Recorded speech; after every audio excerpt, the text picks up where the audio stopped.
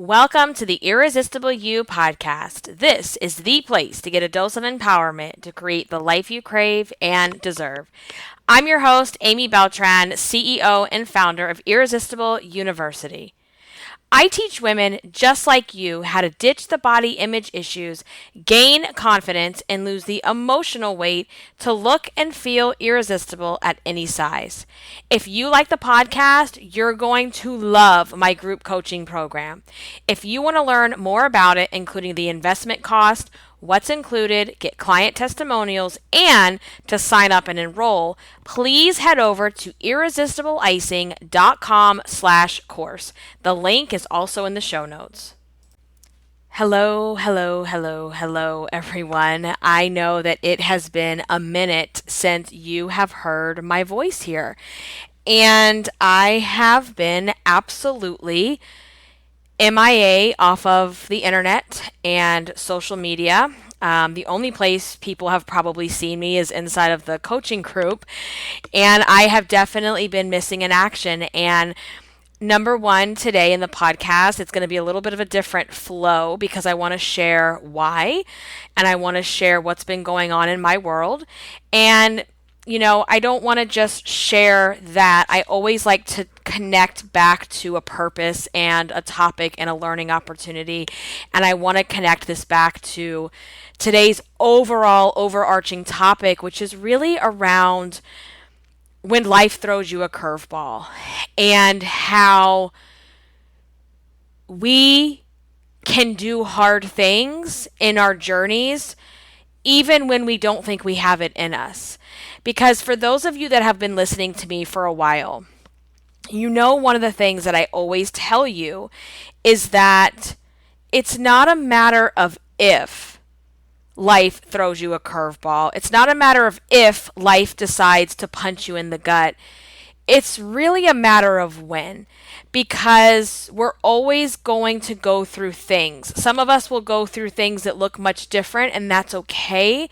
But one of the guarantees that we have is that life will throw us some curveballs. And so that is such an underlying theme about Irresistible You, because we talk all the time about how, we can't lose weight. We can't go on a self-love journey and do this Irresistible You path in a bubble, because life is not lived in a bubble. Life is not lived when all conditions are perfect, because if that's the case, we would never be able to do the things in life.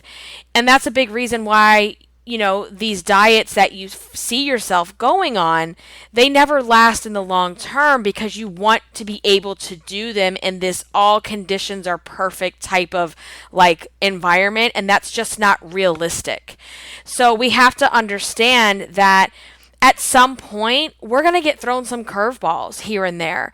And sometimes we're never prepared for that particular curveball or that particular redirect, but we have to know that the good comes with the bad and everything in between. So I just want to get personal with you guys for a second, because I feel that we have that kind of relationship, and that I'm never one to really hold back with what's going on with me.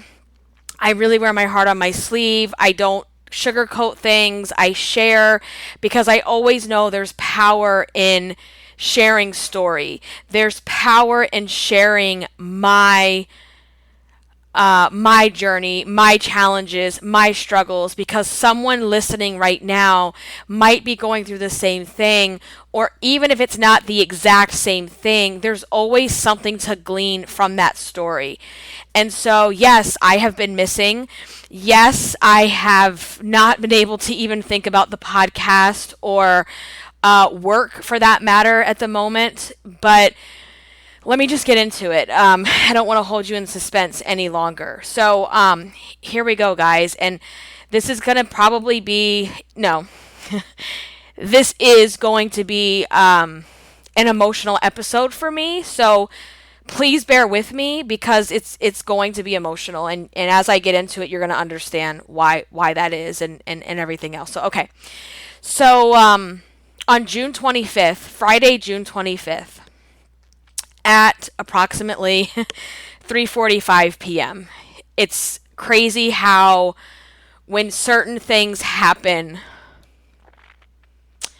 the date and the time is forever imprinted in our brain. And I will never forget the date and the time. On that date, our entire world was flipped upside down. I took both of my kids to the pediatrician. So both of my kids had been sick on and off with colds and a little bit of coughing, a little bit of mucus, the typical. We took them to urgent care a few weeks prior to that. They gave, basically said, let it run its course. It's just a really bad cold, but it could progress to an ear infection. And it did. So my daughter had actually been out of school that week because she was just running fever and she wasn't feeling good. And for her to be down and out like that is really unheard of, honestly. Because she's such a high energy child. And that morning she woke up saying her ear was hurting. So I called, made an appointment, got in that day. And other than that, you guys, that day was just boom, boom. Like it was just work was flowing. I was in the zone. I was marking stuff off the to-do list. I was feeling productive. And our biggest problem up until that time, our pool had started turning green because the chlorinator, we have a saltwater pool, and the chlorinator had stopped working. And so that was our biggest problem. So we ran to Walmart on the way to our appointment because my husband had actually taken the day off because of the kids being sick. And we picked up some salt for the pool, some supplies for the backyard. We were going to let's go get this antibiotic. Let's get the thing done. And we're going to spend the rest of the afternoon working on the pool. And we're going to have a swimming weekend. Right. It was Friday. So we did that and we got to our appointment and both of us were there with both kids. And I'll just share this because it irritates me to all hell.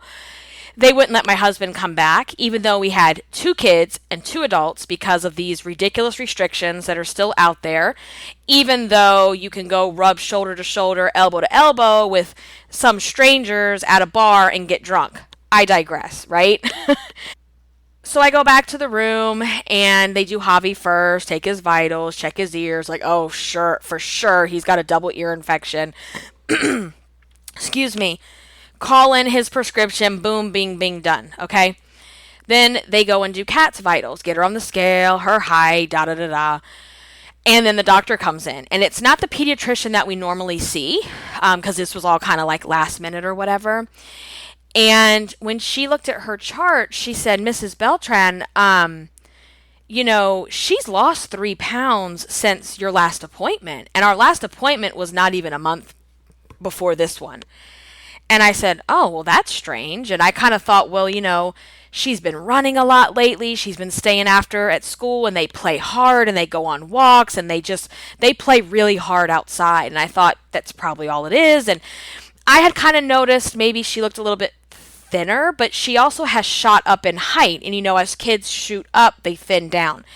Anyway, she said, this is a little bit of a red flag because we don't normally see this kind of weight loss in a month on a 4-year-old. So whenever I see this, I like to just check their glucose.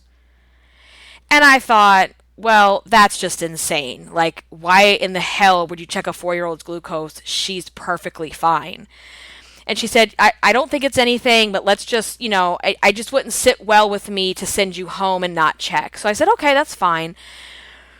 And they came and they did her little finger check and she said, Mrs. Beltran, I'm really sorry, but her number is so high that it's not registering on the machine. Her glucose, her blood sugar. And in that moment, I'm holding Javi. She's sitting next to me. She's upset because she didn't know they were going to prick her finger, and she's crying. I said, can you please just get my husband? She's like, your husband's here? And I'm like, yeah, he's in the lobby. And she looked at me like why in God's name he's not back here? I said, they wouldn't let him back here. She was like, oh, heck no. And she went to have them bring him back because at this point, when she tells me this, I'm just feeling dizzy. My world is spinning and I'm trying to hold it together because I don't want my daughter to see that I am terrified. So she said, this could just be a fluke because she's had an ear infection that does sometimes cause that causes our sugars to rise when we're sick and this and that. She said, so let's just kind of double check, I want to double check her urine because if it's in her if she's showing high blood sugar in the urine, then there's a high possibility that she might be diabetic. And when I heard that, I just thought, wait, what? I was so just beside myself. So to wrap this up as quickly as I can, she did have glucose in the urine, and she said, I'm going to need you to immediately go to the children's hospital for further testing. And sorry guys. This is like the first time I'm really sharing this story outside of like close family, and I haven't talked about it much in terms of the whole story. So I said, I need to step out for a minute if I can talk to you. Is that okay? She said yes. And I just had to go in the next exam room and just kind of let it out a little bit because I was about to lose it. And I have to hold it together for my daughter. And she said, I'm going to just let you know that this isn't going to be pleasant. They're going to be poking her and taking a lot of tests. And this is, if she had a hard time with just the glucose test, this is not going to be easy. But she's like, you got this. You got this. And we get to the children's hospital. Of course, they do all kinds of testing. They're taking blood. They're putting an IV into my daughter, which was just so traumatic for her and us. And we're terrified. And I had immediately called my parents, who were already out of town for the weekend, and they said, we're on the way back. And I was like, no, please don't come back. Because I'm thinking, oh yeah, we're probably going to go home. It's no big deal. And we've got Javi with us and Chewy's at home. And they're like, we're on the way home. We will be there. And sure enough, they, I haven't really had to say this out loud, guys, so please bear with me. Our little girl was diagnosed with type 1 diabetes. And that weekend, we spent the entire weekend in the children's hospital, my husband and I, and our daughter. And when I think back to that weekend and that first week, I don't remember a lot because I was just in, we talk about survival mode a lot, but this was actually literally survival mode. And we were in survival mode, taking this news in, and also at the same time dealing with so many emotions. I mean, I was feeling heartbroken, guilty. What did I do wrong? Did I cause this? What have I done? Is there something I didn't notice? How did I not know this was happening? And I remember one of the doctors saying, I bet you right now you're replaying the last 2 months in your head. And I said, yeah, how did you know that? And they said, trust me, there is absolutely nothing that you could have done to prevent this. If it's going to happen, it's going to happen. And the fear, the anger, the sadness, the madness, the shock, the just heartbroken, all in one. Just asking God, why? Why did this happen? She's always been healthy from day one. From day one in my ultrasounds, she's been healthy. How did we get here? How?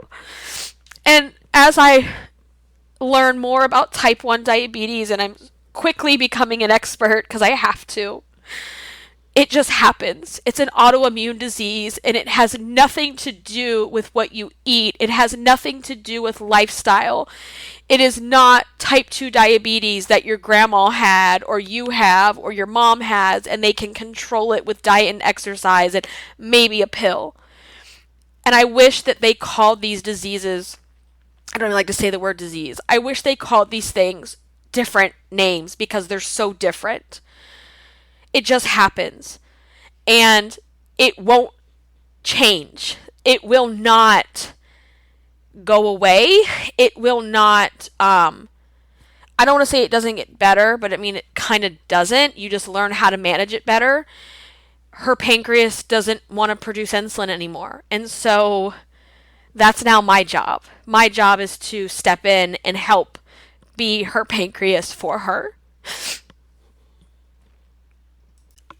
Those first couple nights in the hospital, you are reeling with the news and trying to be strong for your child and not have them see you melting down. And your child just being terrified. Why am I here, mommy? What happened? What did I do? She said, because ever since COVID started, she just calls it the virus. Did I get the virus? And I said, no, baby, that has nothing to do with it. And you didn't do anything wrong. And, being a diabetic, you have to be on insulin for the rest of your life. And so here they are injecting her at least 4 times a day. And at this point in our journey, you guys, like I said, it's all a blur to me. And I know that's the body's way of protection because it was very traumatic for all of us. It was taking my husband, myself, the nurse, the other nurse, and sometimes a fifth person to hold her down for these injections. And I don't know if you know anything about insulin injections, but they're actually not that big. They're actually not even really all that painful. But when you're a 4-year-old, a needle is a needle is a needle, right? And if I don't understand why this is happening, if I'm a 39-year-old person who's confused and scared and frustrated, I cannot imagine what this 4-year-old little girl is thinking, right? So, the other thing in the hospital is we spent, 3 days not only managing her, trying to get her to understand as much as she can as a 4-year-old, trying to just get through it, but they also spend those 3 days educating you so that you can take your child home on how to give her insulin and how to basically keep her alive. And while we were there, we barely slept. We barely ate. And my husband, we were wearing the same clothes for 3 days in a row. I did not take my contacts out. I couldn't have given a shit about myself in that moment. And it's like when I had my parents come up there to bring some stuff, I didn't even think about us. I wasn't even thinking, hey, bring my contacts or bring this, or I just literally was in that survival mode. And, it was hard. And I will tell you, my husband, who is the rock, who is my rock, who is the rock of this family, who is the calm one, who is just, he's the person that you want around when things go to shit. I'll just say that. And when she went to sleep one night, I was putting her to sleep, rubbing her back and laying in the bed with her and singing to her because that's what we do together. And the room was kind of like an L. And he was on the couch. And I could hear him silently sobbing. And it just broke my heart because I never hear him cry. And it wasn't crying, it was sobbing. And once I put her to bed, we just sobbed together. Because in that moment, too, you have so many fears of what does this mean? How will she go to school? How will she do this? How will she do that? Because you don't know what you don't know yet. And you have so much fear of this diagnosis because, yes, it can be managed and people thrive with diabetes. They do. But if you don't manage it, it is a life or death situation. And thank God that the pediatrician noticed that little tiny weight loss and said, hang on a second. And I told her, because she followed up with this just to see how we were doing on Monday. And I told her, you are an absolute angel because I know for a fact you saved our daughter's life.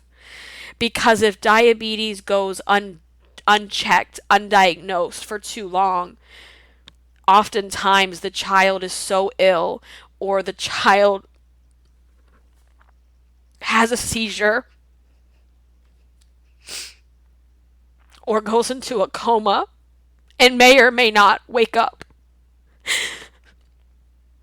And the fact that they caught this before her body went into something called DKA. DKA is when your body is like, it's kind of some of those things that I'm talking about. And if it wasn't DKA, we would have actually probably had to be in the ICU for a week or more.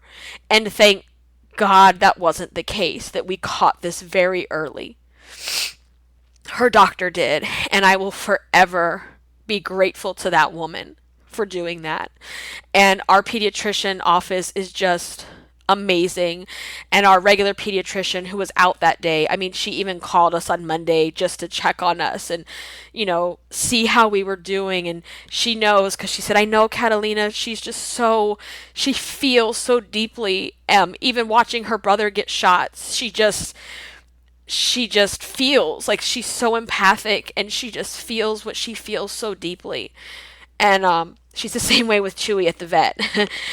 Anyway, so they send you home, with this little bit of training that they've given you. You've got literally a massive bag, like a shopping bag, like a paper bag, big paper bag, like a grocery store bag, full of supplies and prescriptions and insulin and all the things that you need. And it's a lot, you guys. It is just a lot. And so you're sent home to deal with this. Also, while the emotional toll this takes of the shock and the heartbreak, and holding your child down to give her shots while she screams and kicks and cries, and then continues to be upset for ever after that happens. I just remember times holding her, saying, it's okay, it's okay, it's okay, it's over. And while I'm holding her, I'm silently crying while I'm doing it. And I had to step out of the room a few times and just go into like an empty room down the hall and just sob. And I found myself wandering downstairs. I wandered into the chapel, and I just prayed and prayed and prayed and prayed. I can't take this away from her, but I prayed that she would have the strength and the determination and the bravery to get through this, because she's going to need that. And I know she's that girl, and she is that girl. And, then you're just also, it's kind of like you go through the different stages of grief through something like this. And I found myself bargaining with God, even just like, give it to me, because I can handle it. I can do this. Let me take this on. Take it away and give it to me. And you would go through feelings like, we got this. We're going to get through this. We have what it takes. We're an amazing team. To like, how will life ever be the same again? And when we got home that first week, again, it was like a blur. And you know what? I said this to Frank on the way home. We're in the car. And when we left the hospital, the three of us, here she is, 4 years old. I said, oh my gosh. And he said the same thing. I said, this feels like when they send you home with a newborn. That fear of like, oh my God, if I don't do this perfectly, this child won't survive. If I don't, it was just all those same feelings and fears of the unknown, that you're just thinking, oh my God, I'm not going to get this right, and I'm going to mess everything up. And it was like going home with a newborn. I've got all these new supplies, this whole new way of life. How are we going to integrate this into our life and how we like to do things? Because type 1 diabetes, it's not like you get time to be like, all right, cool, this happened. Let me take some time to like read about it, research. No, it is an unrelenting diagnosis that does not give you the gift of extra time. It's like you are in it. You got to figure it out. You got to get past all your own bullshit and your own fears, and you have to just learn how to rock it and how to do this. And that first week at home, oh gosh, it was taking both of us. And it was like, she would hide, she would run, she would kick, scream, yell. And that first night when we got home a little bit late and I had to check her sugar because here's what we're doing right now. She gets a minimum of four insulin injections a day. Okay. One before each meal, one at bedtime. Minimum. If she is high at any other time, then that requires another injection, which that's very rare that we have to do that. I also have to prick her finger to check her sugars 4 to 5 times a day in addition to that minimum. So we're talking 8 needles a day at this point. And, I work from home, but after 2 p.m., my husband's at work. So he had to take family medical leave because I couldn't be here home by myself with the baby. I can't hold her down and inject her at the same time. So anyway, that first week was a living hell. I'm not being, over dramatic. It was a living hell. Because every single time, which you're doing this every 3 hours, you guys, it's like run, kick, scream, yell, cry. Then she's angry at you. And you're just so heartbroken because I don't want to have to do this. But I'm doing this because I love you and because I want you alive and healthy and happy. And everybody just kept saying, that's been through this, because thank God for support groups online and Facebook and all the things. Everybody just kept saying, I know it doesn't feel like it. It's going to get better. It's going to get better. I promise you it's going to get better. And we were just getting through the days. I'm talking about we were not sleeping. I don't even think I couldn't even eat that first week. I literally could not even eat food. You guys know this whole podcast, I'm an emotional eater. I was forcing myself to chew up a piece of cheese because I was just so distraught that I couldn't get food down. And then there was also the situation of I don't want to eat in front of her because I just had to get the food made, put it down in front of her, get her to eat it so I can give her insulin. So the first week was very hard. However, let me just say this because this is tying back to what I was wanting to talk about also. Life is going to throw us curveballs, okay? It's going to happen. May not be diabetes, but it's going to be something else. What was super important and is super important to us as a family is that I will be damned if diabetes is going to hold this girl back.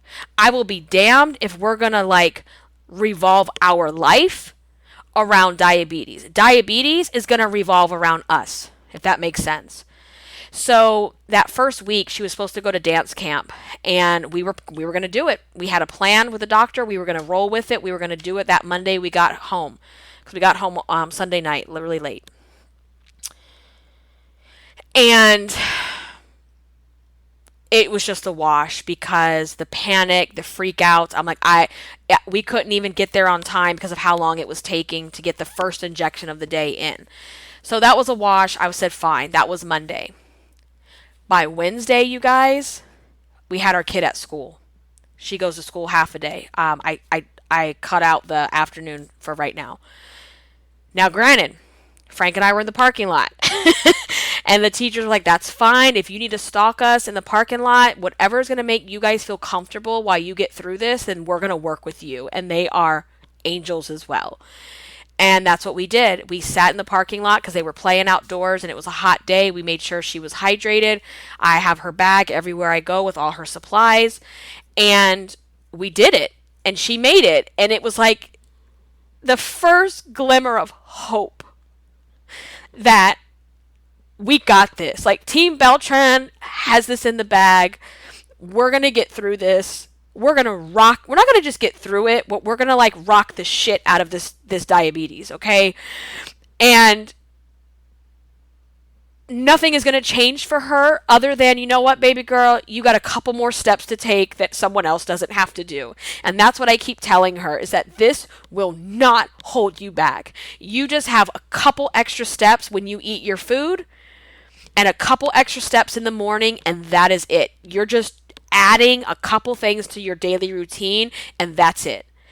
Because it's so important to us as a family that we just keep plowing forward with how we live our life. And we just throw this into the mix because this is now part of our journey. Diabetes is not going away.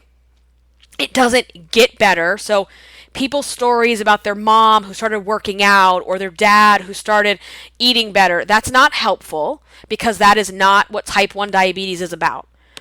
So it's like diabetes is part of our journey. It's not going anywhere, and we're going to make it work into our lifestyle, right? So that was Wednesday. And that was the last day of school for the week. And I was determined next week she's back at school 3 days a week. Okay, so week 1, we are in a living hell. And I'm not kidding you, the first night when we got home late and she had to take her blood sugar on her finger. I'm not trying to be like, dramatic or whatever. I mean, I am dramatic, but I'm not trying to be dramatic right now. It was like a scene from The Exorcist. No kidding, no lie. And my mom and dad were still here because they had the baby, and they were waiting downstairs so we could, they knew this was going to take some time. And I mean, I even came downstairs, and even my father was like teary-eyed from what they had to hear. And I thought, oh my God, how are we ever going to do this? How, if it's going to be like this? And it was breaking my heart because those first couple days, when she was having these fits, and she deserved to have these fits. This is scary. This is new. She's freaking 4 years old, right?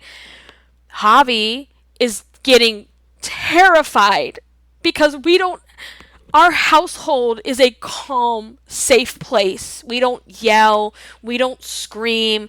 We're not violent. And the yelling and the screaming was just so traumatic. I mean, it was just awful. And to the point, he's over there in his walker alone because Frank is holding her. I'm injecting her. And Javi's just crying and he looks terrified. And then as soon as we would finish, I would run to him and I would grab him and I would hold him and we would hold her together and just say, we love you, we love you, we love you. And we're doing this because we love you. And we just kept reinforcing that over and over and over again, that if we could take this away, we would. But this is just our story now, and it's your journey. And I just keep telling her how strong, how brave, how brave, how brave, how brave you are. And then, I think it was later that week. I don't remember the day, but I remember it was at bedtime, and we have to inject at bedtime. And Frank was in the nursery with Javi, putting him to bed. And I took out the nighttime insulin, and she got real curious about it. And I said, what if we just try to do it without Daddy? And I kind of made it like a game. Like, we don't need him. Like, we're just, the girls got this. Like, we can do this by ourselves, right? Because that was going to be our goal, is we have to be able to do it alone when he goes to work. And it was the first time she didn't freak out. She didn't run away. And I got it done by myself. And it was like, you could have thrown a parade how happy I was and how proud I was of her. And when Frank came in the room and he was like, are you serious? You guys are done? And that, again, there was this little glimmer of hope. And I just want to share that with you guys, that whatever it is you're going through, you can relate yourself back to, going through something hard like this. Please don't lose your hope. Because when you're going through hell, that glimmer of hope, that little sparkle, that little glitter, that's all you have. And when you get that big glimmer of hope, saying like, okay, if she did it once, I know she has it in her to keep going. You have to grab that with every power, every piece of your being, and hold on to it. Because that is going to pull you through what you're going through. I promise you. I promise you. And it's proof that if I can do this, I can do it again and again and again and again, right? And she did it. And I was like, oh my gosh, I think, we are going to get through this. We got this. And every single night when the kids would go to sleep, that first week at least, I would cry and I would sob and I would just let it out. And then we would talk and we would say, okay, what was the good part for today? What were the wins? And that's the other thing, guys. You cannot just focus on, oh my God, why me? This sucks. Yes, you know what? Diabetes can fucking suck a you know what, okay? Diabetes sucks. And I pray every day there's going to be a cure. I pray every day in her lifetime there will be a cure. But I can't take it away. You need to sit in your feelings of being angry, of being sad, of feeling broken. But then it's time to get your ass up. And it's time to say, and what am I going to do about it? Because I tell you guys all the time, you're my longtime listeners and my students, they know this. A circumstance is the circumstance is the circumstance, correct?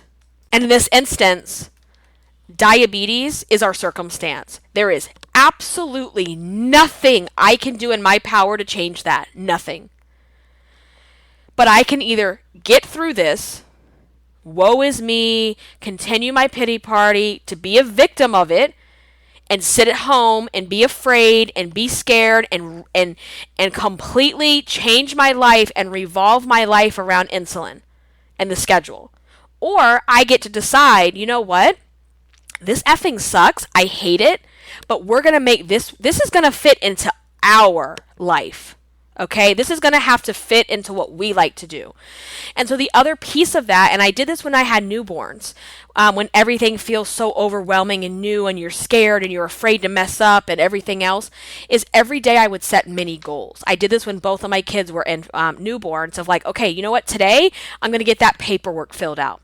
Today, my only goal is to do what I need to do to keep this baby alive, and I'm going to get that insurance taken care of, or whatever it is. Okay, so for example, one day we said, you know what? We're going to do what we need to do, but today, in between injections, so that we can start to learn how to leave the house again, we're going to go to Target as a family.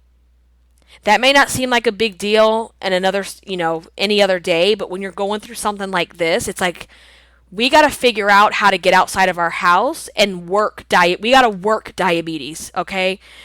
And that's what we would do. So week 1, we have had an absolute living hell. We have had every single meltdown, every single emotion.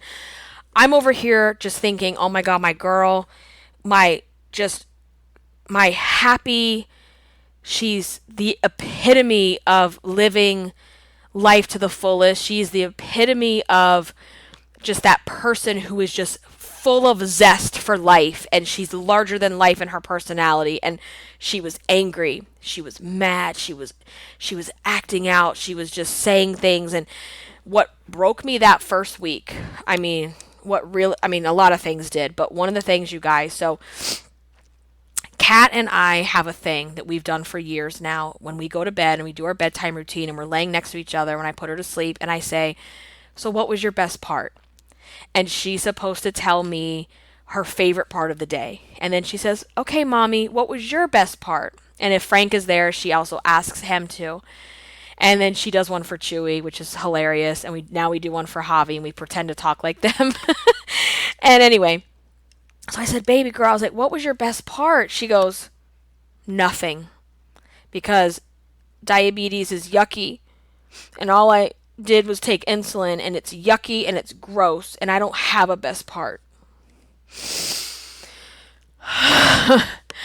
And I just had to say to her and remind her, but remember today we did this and we did that and we did da-da-da, and I would play up all the good stuff. And that's how I teed it up for the next couple days. Instead of just asking, I would say, okay, so today we did this and we did that and we went here and we went there. So what was your best part? And that just broke me, because I thought, oh my God, like the thing that's been so hard, there's a lot of things that have been hard over the past month for us. But one of the many things is, the topic of this episode is life is going to throw you curveballs. We don't expect them to throw curveballs to our children when they're 4. And it just breaks me for her to have to learn these lessons that I thought I could protect her from for a long time. And I can't protect her from this. I can take care of her. I can help her see the positives, but that feeling that she's going to have to wrestle with about why did this happen to me, or this sucks, or like I think of life now almost as like pre-diabetes and after diabetes. And that's one of the harder things, is your little child having to learn that sometimes life just fucking sucks. It just does. And our job, my husband's job and my job, is to not let this take her down. I am been showing her videos of other kids. There's all these amazing resources with, even Disney now has a character with diabetes that wears a pump, and showing her role models and famous people that have diabetes that are thriving. There was one that just came out. She's an Olympian, and I'm just constantly putting that stuff in her face, because I will be damned if she lets this hold her back in any regard in her life.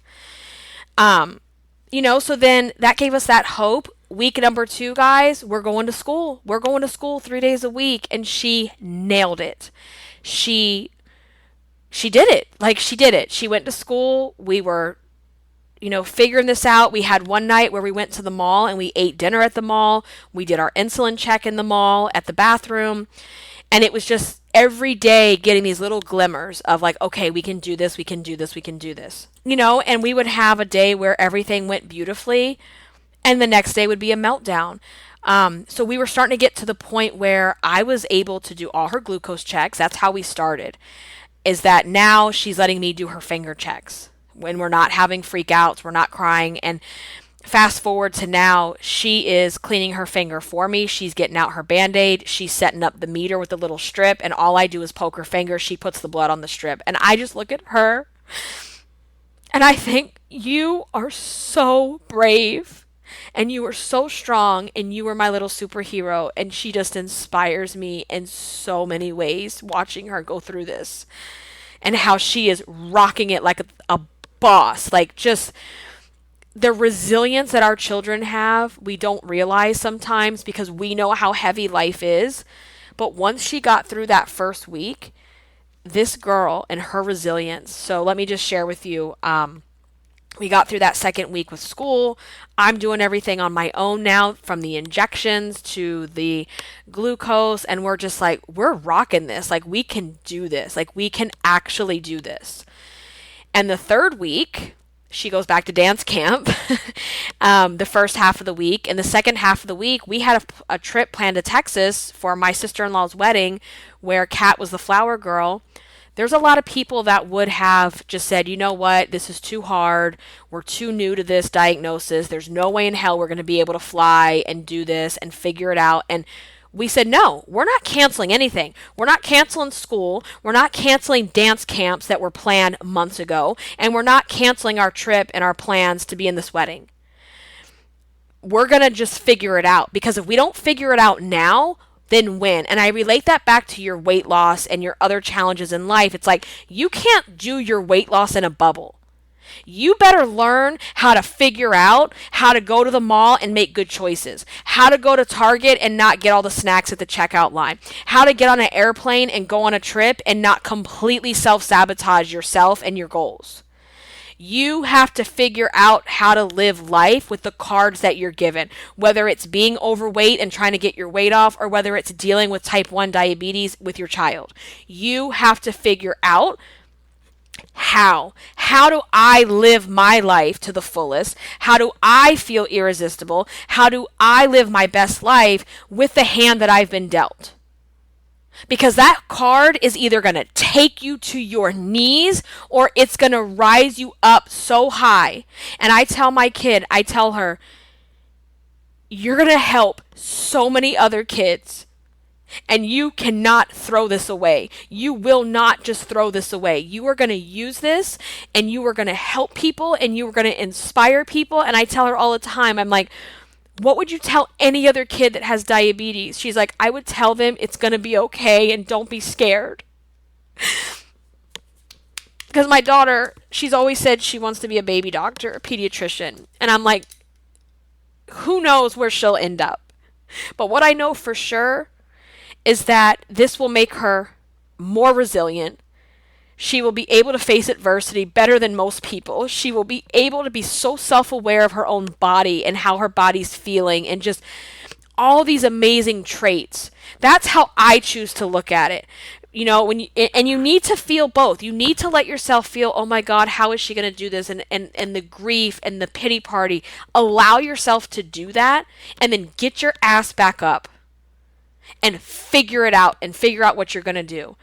So we went from exorcist moment on night 1 to you guys last week.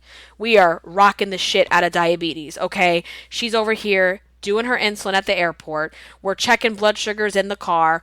We're doing insulin injections at the wedding reception in the bathroom. And we're just rocking it. Like, she's rocking it. And I tell her, you're Wonder Woman. You're my little Wonder Woman, and we got this. Like, we talk about how we're all a team, and we just fill her up with so much confidence and support. And between Frank and I, we will literally do anything we have to do. Anything to make this an easy transition for her. And at the same time, we also tell her, you know what? Diabetes stinks. But this is what we got to do. We got to deal with it. We can't take it away, but it's all about how we look at things. And she's just amazing. She is so amazing. So here we are, less than a month in, and she's reminding me. She's like, Mommy, I got to go take my insulin. Mommy, can you go do my finger check? And it's just amazing, you guys. And it's only going to get better because we just had an appointment also to get her on a tubeless, wireless pump that literally looks like a little sticker. It's like a raised pod sticker that will allow me to dose her insulin without injecting her 4 to 5 times a day. So you get 1 injection every 3 days. That's it. Amazing, the technology and the things that are available. We also have a device coming in the mail any day now that will continuously check her glucose, which means I don't have to prick her finger 5 times a day, I'm mind blown at what they have these days. And the tech is only improving. There's already updates. There's already things coming out. I can't even imagine what will be available in 10 years when she's a teenager. And, our main goal is I don't want my daughter to feel different. I don't want her to feel like she is called out in any type of way. She just has a couple extra steps to do, and that's it. And it was important for me to break my silence. It was important for me to share where I'm coming from, where I've been, because I just couldn't speak. I would get on social media and I would start scrolling, and I couldn't do it. And I know this is irrational, but it's how our brains work. Those first couple days or week or whatever, I would get on social media and scroll, and I would just feel angry. I was so angry watching everybody else just carrying on with their life like nothing has happened, because nothing's happened to them. And just the fact that they can still be so carefree. And, if this is something you guys want to learn more about, I will certainly do more episodes and I will share more, because this is just barely skimming the surface of what we've been going through. There's a lot to it. There's the calculations, there's the insulin, there's the preparation, there's the bag, the supplies that you have to take everywhere. And there's also the food component. And the hardest part about the food is being spontaneous in the moment and saying, oh yeah, I can eat that. Oh, I can eat. It's the planning, it's the thinking about it, which is really challenging, but every day gets a little bit better. And then some days we slide backwards. Like there was about a week and a half ago where we were doing really well, and then she was upset, and she laid in my arms and she cried, and she said, Mommy, why do I have diabetes? I don't want it anymore. And why did this happen to me? And there's times I've had to call the doctor 2 o'clock in the morning when she has a high that we're supposed to call when the numbers reach a certain point. And when we're waiting for the call back when we page them and we're waiting for the call, she said, can you please ask the doctor why this happened? And I just can't answer that. I don't have answers. And the one thing I ask out of respect, if you choose to contact or speak with me on social media or in the Facebook group or on Instagram or email or what have you, I would like for everyone to really just hold back on their horror stories. That's not helpful. That is not something I want to hear. That is not something I am open to hearing. I don't think that's helpful whatsoever when someone is going through something. What's going to be helpful for me is just, you know, if you have inspiring stories that you've heard from your own personal experiences, just kind words, horror stories, or oh my god, did you hear about this, or maybe it was caused by such and such. That's not helpful, and I won't I'm not going to reply to things like that. So that's all I ask out of respect for me and my family. Yeah, so we are adapting, you guys. We are kicking butt. We are doing everything we need to do. It's a roller coaster. Everything was going great yesterday. It was Frank's first day back to work, and everything was, going okay. And then last night she had a super high number in the middle of the night, which means I have to check her number. I have to dose her more insulin. I have to call the doctor. I also have to check her urine. And meanwhile, Javi wakes up. He's throwing up all over me because he spit up. And it was a shit show. And that's how it goes with this. Some days it's going to be a shit show, and other days it just flows and it just goes. But diabetes is a constant chasing of numbers. It is a constant 24/7 it's just, it doesn't stop, where you're constantly having to think about it. And it is getting better with time. It is getting better with time. I heard someone say it doesn't get better, it's just that you know more. And I disagree with that, because when I learn more and I know more, it is going to get easier. It does get easier the more I'm comfortable with it and managing it and learning how her body is reacting to certain foods and certain doses and things like that. So, oh boy, it's a lot and it's heavy. And like I said, this was going to be an overly emotional episode. So if you're still listening, I love you and I appreciate you and I thank you for listening and being part of our Irresistible You fam. And yeah, I needed to get back. I couldn't even think about anything else. Like, work was been the last thing on my mind, and I needed to get back, and I want to be back. And I needed time to process this before I could publicly speak on it. And now that I've processed through a lot of it and I'm getting a grip on things a lot more, I'm ready to share that with you guys. So I appreciate you. And if you want to know more, I will certainly share more, because, again, like I said, this just barely scratched the surface of what we've been through this past month. But just, again, relating it back to your own personal journeys and struggles, is that there will be curveballs. You may not be prepared for that specific circumstance, but what you have control over is how you react. So understanding that sometimes you need some time to get through it. You need time to grieve. You need time to be angry. You need time to feel. And then it's just like the different phases of grief. You get to a point where you're accepting and like, this is just what it is. So and I tell my daughter that too. I said, there's two ways you're going to do this. When we were having a hard time with the injections, I said, there's two ways. Number one, daddy has to hold you down, which makes it so much harder. You scream, you cry, you work yourself up. That's one way of doing it. And it takes way longer to do it that way. Or you learn to be calm, practice some of the technique I've been sharing with her some calming techniques, and I give her my little glitter wand and stuff like that. And you breathe through it, and we get it done in like literally 10 seconds. And that's going to be up to you to make that decision. And so it took her some time, and she's now realized, okay, like, this is the choice that I have, and I choose to make this easy. So now she's helping with the injections. She's cleaning her legs. She's helping me press the button on the pen, and just that curiosity. And I just give her so much credit for her resilience and her strength and her bravery at 4 years old. And the amount of information that she understands about diabetes is just mind-blowing. Like, she'll look at food and say, okay, if I eat this, I have to take insulin, right? And it's like, yes. And certain foods, she's like, well, if I eat the cheese or the pepperoni, I don't need insulin, right? Like, she gets it. And anyway, so that's my life at the moment. It's taken up a lot of space. It is taking up a lot of space, but it's only going to get better.